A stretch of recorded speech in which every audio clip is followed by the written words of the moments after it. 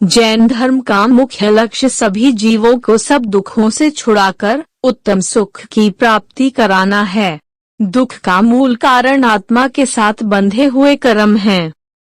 इन कर्मों के बारे में यह जानना आवश्यक है कि ये आत्मा के साथ कैसे बंधते हैं और इनसे छुटकारा कैसे प्राप्त किया जा सकता है।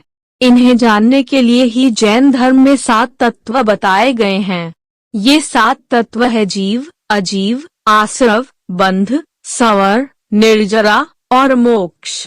एक दृष्टांत से इन्हें समझाने में आसानी होगी। यदि किसी व्यक्ति को नदी पार करनी हो तो नदी पार करने के लिए व्यक्ति नाव का उपयोग करता है।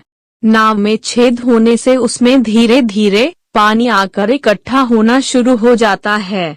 नाव को डूबने से बचाने हेतु 2 उपाय हैं।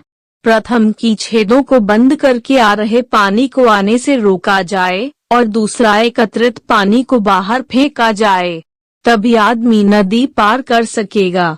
इस उदाहरण में व्यक्ति जीव तत्व है, नाव अजीव तत्व है, छेदों से पानी आना आश्रव है, पानी एकत्रित होना बंध है, छेदों को बंद करके आते हुए पानी को रोकना संवर है, एकत्रित पानी को बाहर फेंकना निर्जरा है और नदी से पार उतरना ही मोक्ष है।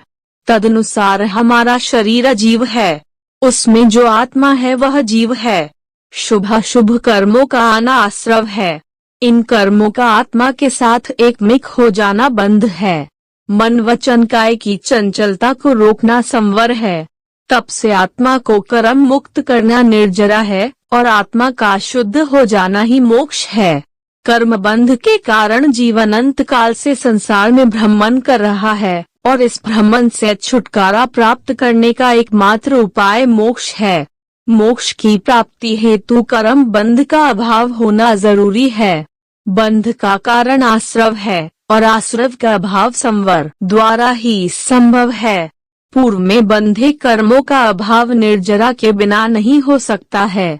इन 5 तत्वों के आधारभूत द्रव्य जीव व पुद्गल हैं, अतः जीव जीव का स्वरूप जानना भी जरूरी है। इस प्रकार इन 7 तत्वों को जानने से ही भव भ्रमण के अंत हेतु प्रयास किए जा सकते हैं। जिसने अपने आत्म स्वरूप को जान लिया है और जो शरीर एवं आत्मा को एक नहीं समझता है, अर्थात शरीर और आत्मा को भिन्न भिन्न समझना और आत्मा के सच्चे स्वरूप में रमना ही जैन धर्म का तत्वज्ञान है। सरल शब्दों में कहें तो सच्चे देव शास्त्र गुरु के बताए मार्ग पर चलकर अपनी आत्मा का कल्याण करना ही जैन धर्म का सारभूत है। जैन धर्म कर्म सिद्धांत का भी प्रबल समर्थक है, अर्थात आपने जो कर्म किए हैं उसके फल को भोगने से आपको भगवान भी नहीं बचा सकता है।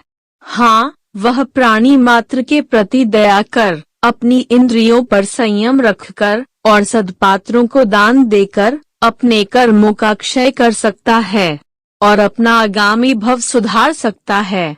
मित्रों, ऐसी ही और वीडियो देखने के लिए हमारे चैनल हिमांशु वॉइस को सब्सक्राइब कीजिए और बेल आइकॉन वाली बटन को भी दबाना न भूलें। वीडियो को लाइक तथा कमेंट जरूर कीजिए और हाँ, अपने प्रियजनों में शेयर करना न भूलें।